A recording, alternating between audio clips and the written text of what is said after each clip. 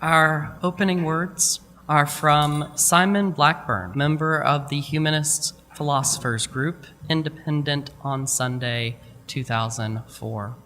The gods we make in our own image are tribal gods. They tell us how very, very little you should tolerate outsiders who are less favored by the Lord. Amazingly, there are no recorded cases of a holy man going up the mountain and finding that it is others who were right. Please welcome to the pulpit for our Sunday service, Cam Rose. Good morning, everyone. Good morning. Happy Pride. Happy Father's Day. Happy Summer Solstice. And happy World Humanist Day. June 21st of this year is significant for many reasons, obviously, but we have come together with passion in our minds and in our hearts. World Humanist Day was founded in the 1980s by several localized chapters of the American Humanist Association to promote and celebrate humanism within communities around the world. Humanism is a belief system with a focus on three core values. One, basing our understanding of the world on reason and ethics. Two, respecting and protecting human rights for everyone at every level. And three, caring for each other in the natural world that we live in. Humanists believe in the power of agency, or the ability to make change on the individual level. Agency turns our thoughts, our ideas, our dreams into action, into positive change for all. To humanists, those who are able, whether through physical, material, or monetary means, or even social influence, have the obligation to use their agency for good, anytime the opportunity presents itself. But what does it mean to be human? Is it because we're a type of animal, with us being Homo sapiens after all? Could it be philosophical, being able to ponder the meaning of our existence and everything that it entails? Or is it even spiritual, trying to understand our role more within the natural world itself?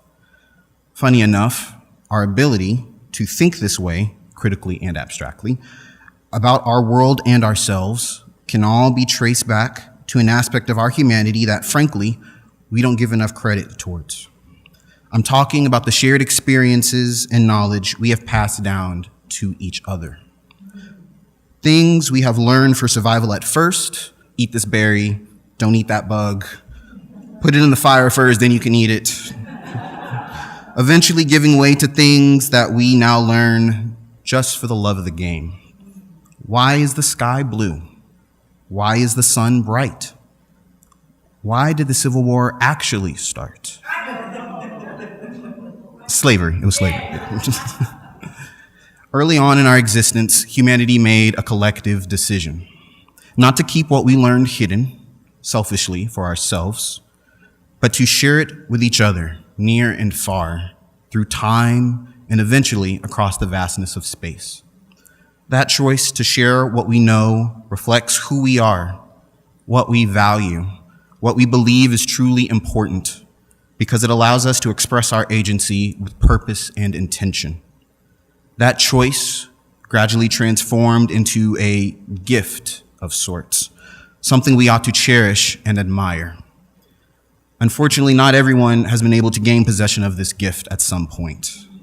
Our ancestors, our parents, some of us here today even, were limited in their choices by policies, by laws, by intimidation, by physical force. What they could learn, where they could learn, if they could learn, where they could eat, sleep, play, live, if they could talk, if they could be visible, if they could exist at all. Then came the internet, and we thought that we were turning a corner as a society. entering a moment in our lives when knowledge could be given to more and more lives with each passing generation, that the gift could now be received by anyone, and the veils of ignorance could finally be lifted from the lost, weary eyes of everyone who did not have the gift. And positive change could now become more commonplace. But what many did not anticipate is that this gift has now been turned into something more like a commodity, able to be bought, sold, traded, but also put behind walls by those who decide to claim ownership of it for no reason other than vanity, restricted, controlled, given only to people who can afford its access. The knowledge we choose to seek out is becoming more difficult to parse through on our own.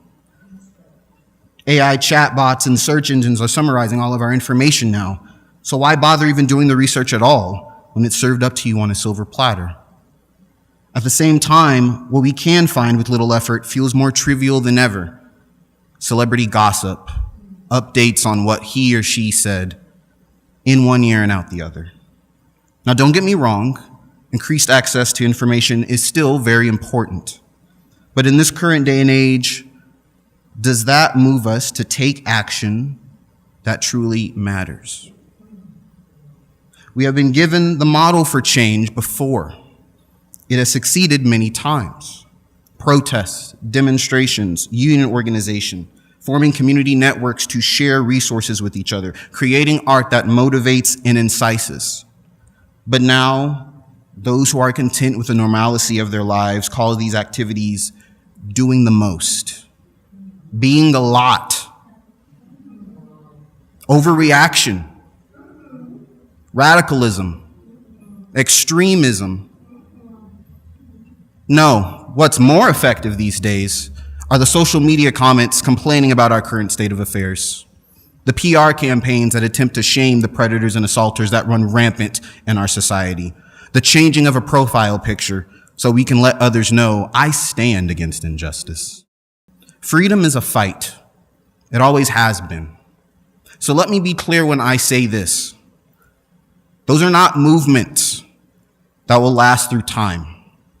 They are not protests or demonstrations. They are not punches thrown against oppression. They are not kicks or slaps. They are not sneezes. They're not coughs. They're not even obnoxious clearings of the throat. They're just winks, blinking, gestures that at best are middling and performative. They are not and will not never be enough. Will not ever be enough. Not while data centers are trying to spring up and steal our resources. Not while people are being shot in the streets, trying to keep each other safe from authoritarianism. And certainly not while the obscenely rich and powerful continue to ignore our presence and devastate our world right now. Gil Scott-Heron said that the revolution will not be televised, and he is still correct. But now, because the electricity we use to power our devices will instead be redirected to gluttonous warehouses, all in the name of making some investors look good for their next quarter. When will we stop taking the actions necessary? When we stop taking the actions necessary to bring about change, will choosing to only talk solve our problems? Have those who preach moderation time and time again saved those on the brink of losing everything? Will the pragmatism and across-the-aisle compromises we have all been accustomed to for decades save us right now at this very crossroads that we all sit at? The way we currently use our agency does not change anything. It is not useful for progress. It does not do anything. It makes us feel safe and strong, but it does not push us to fight. It does not empower us to defend, nor does it rally us to save. And because of that, we lost a piece of our city's history. I have two stories I want to share today, and this is the first. Some of you may know this. Ocean Life was a Wyland wall, a public art piece painted across 3 faces of a building on North Ackerd Street in downtown Dallas. It was a part of conservationist Robert Wyland's ongoing efforts to highlight continuous damage that we humans are doing to the marine life that inhabit our planet's oceans. The mural became a cultural landmark for the city almost immediately after it was unveiled in 1999, a source of inspiration and imagination to many who gazed upon its majesty, including the person speaking to you all today, myself. And as of May 26th, it is gone. It does not exist anymore. Replaced with a new work promoting a certain sporting event currently being held for a total of 39 days, some 20 miles away in Arlington. I don't know about you all, but I don't think a month of good business is worth 25 plus years of ingrained culture and visible activism in our community. You can all thank nonprofit Downtown Dallas, Inc., Toronto-based property holders Slate Asset Management, and the North Texas FIFA World Cup Organizing Committee for their, allegedly, part in making this amazing series of decisions all come to fruition.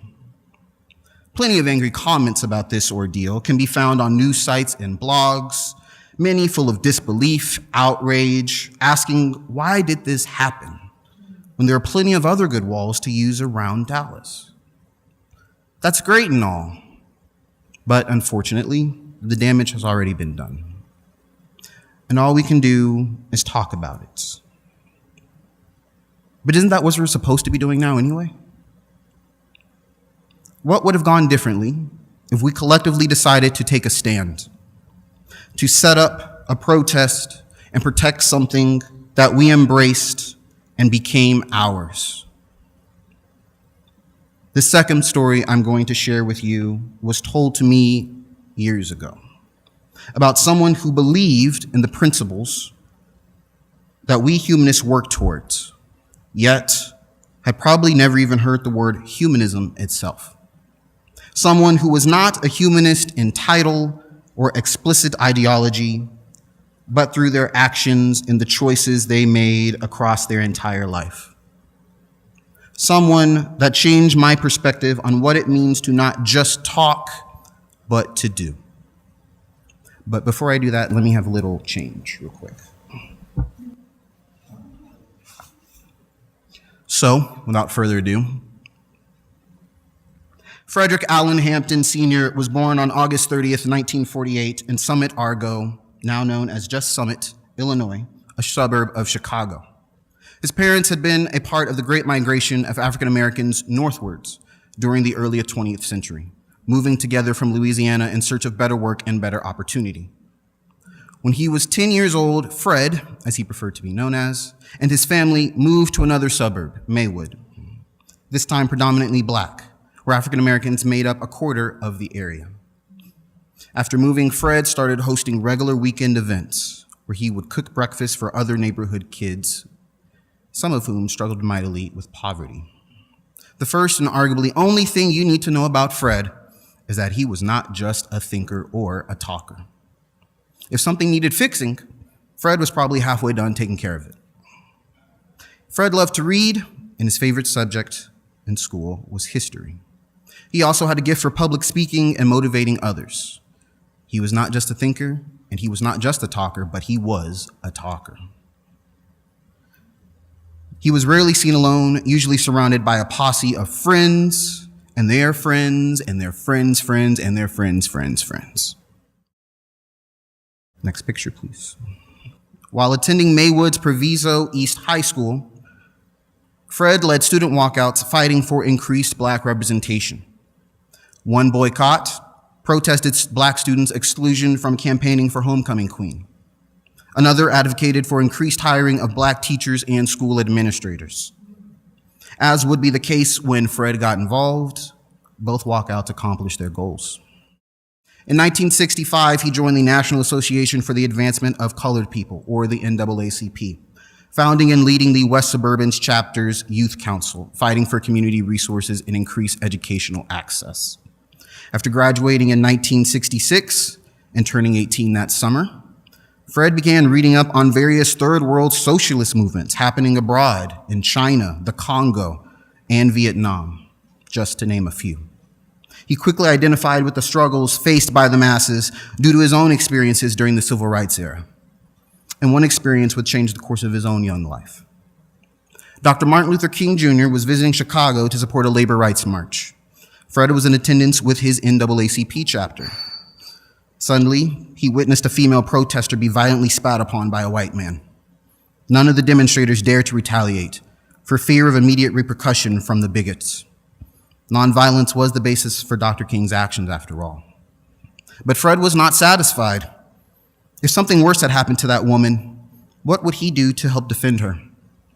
What would he do to defend others who were not able to defend themselves? What would he do to keep himself safe? Dr. King's views could not coexist with Fred's newly empowered ideas centered around self-preservation while under threat. He was having a crisis of conscience. So he decided to do what any person would do if put under the same set of circumstances. Declare himself a revolutionary socialist and split from the mainstream civil rights movement. In October of that same year, 1966, Huey P. Newton and Bobby Seale co-founded the Black Panther Party for Self-Defense in Oakland, California. The party's initial platform advocated for self-defense against police brutality, community policing practices, decent and affordable housing, community control of education, and exemption from military service with the ongoing Vietnam War. Fast forward to the summer of 1968, and the Black Panthers had gained enough support to have established several chapters in several major areas across the United States. Soon, they set their sights on the Windy City. Meanwhile, Fred was hard at work on the ground, working to get better labor conditions for blacks. He confronted local politicians and business leaders anywhere he could, in public, in private, in offices, parks, plazas, daycare centers, grocery stores, on the street, at their homes. But he was still restless, dissatisfied with how slow the gears of progress were turning, and concerned because those who needed the most help were still not getting it. He knew that he had to do more. So when the Black Panther Party announced that they were looking to expand into Chicago, Fred leapt at the chance. The Illinois chapter began operations in November 1968, with Fred being among their founding members. He eventually became the chapter's deputy chairman by the end of that year, 1 month. Starting in 1969, Fred had established several initiatives for the Illinois chapter of the Black Panthers, including 5 different free breakfast programs on Chicago's West Side, feeding 400 school children a day. He was quick to condemn sexism of any form and argued that women hold positions of leadership across all levels of the party nationwide. Soon, the official party platform was updated to include gender equality as a goal. And by the end of that year, between 40 to 70% of party members identified as women. This is thanks to Fred. But Fred also had an important realization in 1969. Black people made up a large segment of Chicago's population, but they certainly weren't the only marginalized group who lived there, or any other major city for that matter. To achieve real long-lasting change, Fred would have to include many, many, many others in his work. Those who made up the oppressed and were willing to contribute must be considered, regardless of their race, regardless of their gender, their sexuality, their religion, their class. Quote from Mr. Hampton himself: "We got to face some facts, that the masses are poor, that the masses belong to what you call the lower class. And when I talk about the masses, I'm talking about the white masses. I'm talking about the black masses and the brown masses and the yellow masses too. We've got to face the fact that some people say you fight fire best with fire, but we say you put fire out best with water. We say you don't fight racism with racism. We're going to fight racism with solidarity." End quotes. Make no mistake, Fred did not trust white people at all.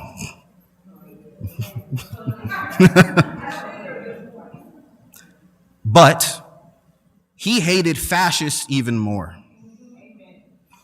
So to achieve progress, he would have to ally with those he did not agree with, to work towards liberation that was not just for black folk, but for every folk. Fred knew that he had to create something new, something different.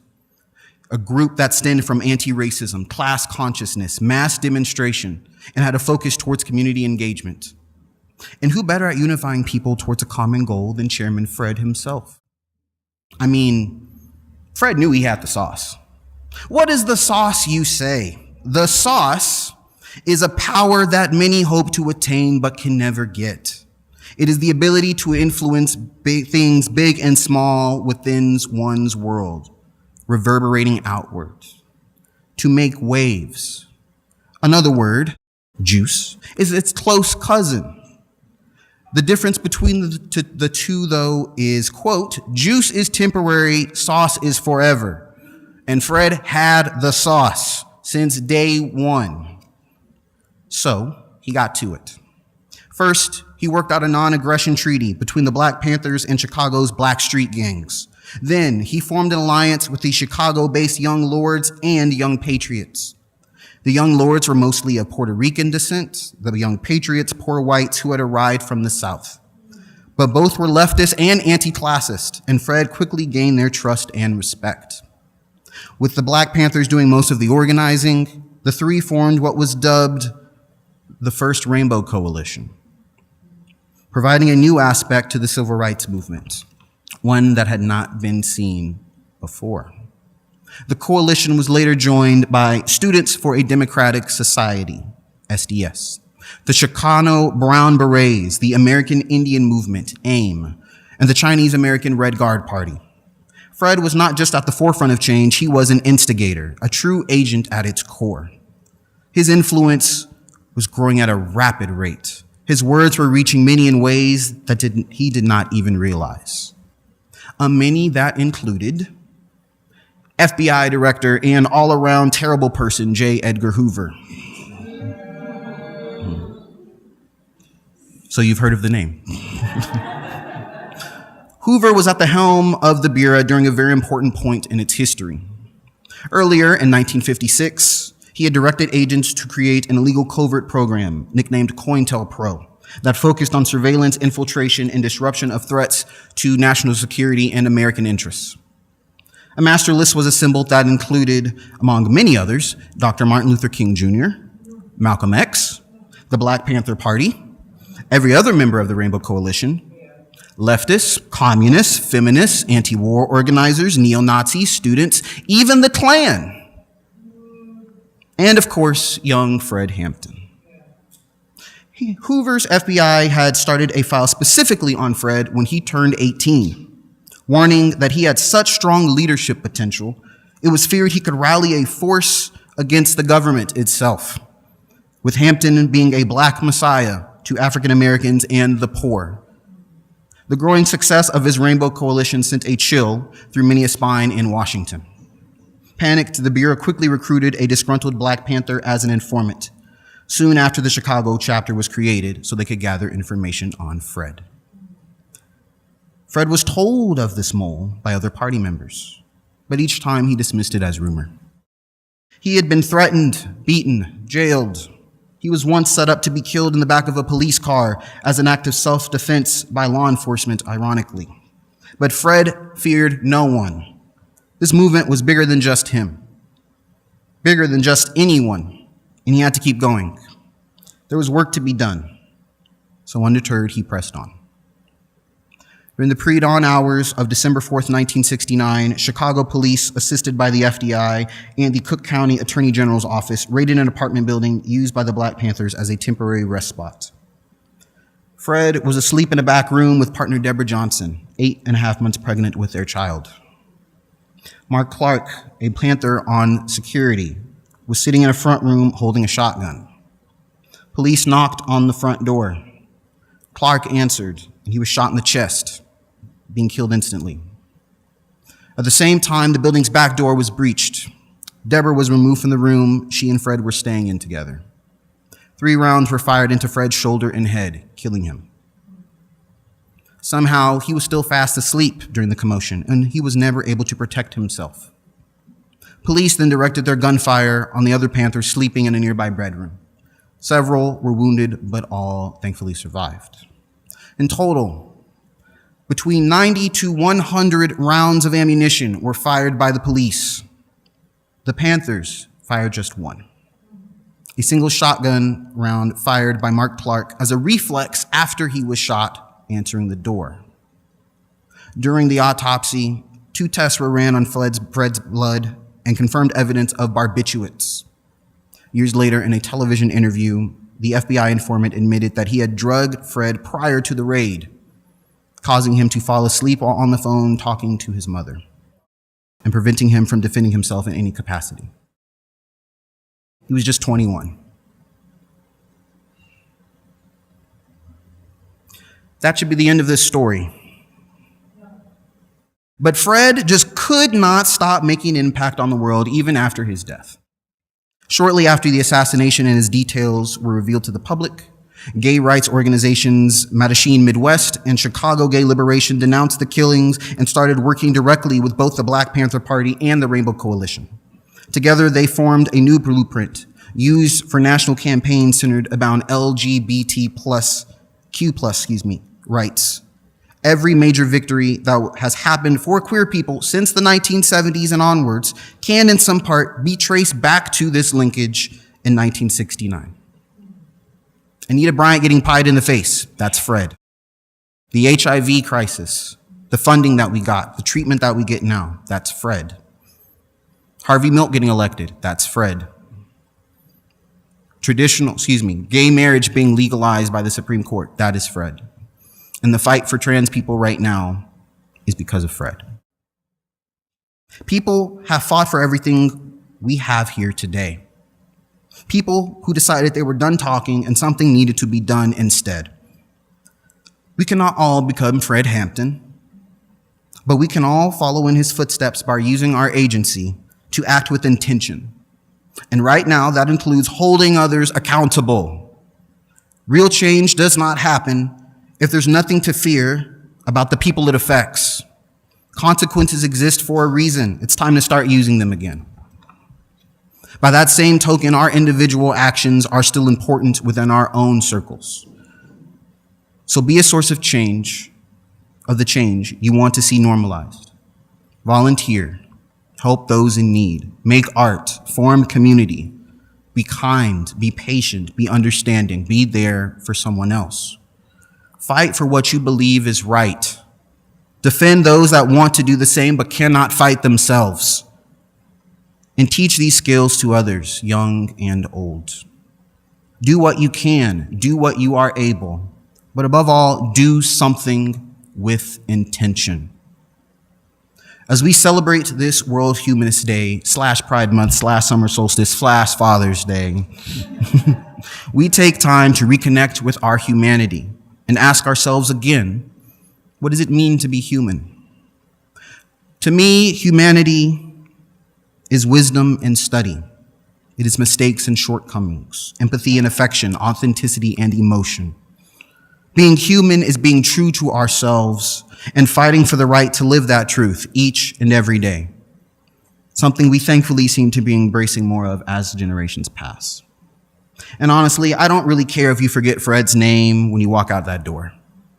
But I do hope that you will remember his story and choose to share the knowledge that I have given you. Because that is the gift that people who will listen will appreciate. So to all those who have endured with me today, I will end with this. Know that you are not a terrorist. You are not an extremist. You are not a freak, not an abomination. You are not broken for trying to be who you are and accepted in the process. You are exceptional. You are treasured. You are cherished. You are adored. And most of all, you are human. Thank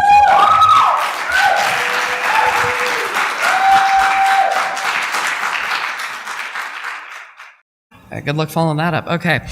Our closing words from Richard Dawkins, Unweaving the Rainbow, 1998. Isn't it a noble and enlightened way of spending our brief time in the sun to work at understanding the universe and how we have come to wake up in it? This is how I answer when I am asked, as I am surprisingly often, why I bother to get up in the mornings. To put it the other way round, isn't it sad to go to your grave without wondering why you were born? Who, with such a thought, would not spring from bed eager to resume discovering the world and rejoicing to be part of it?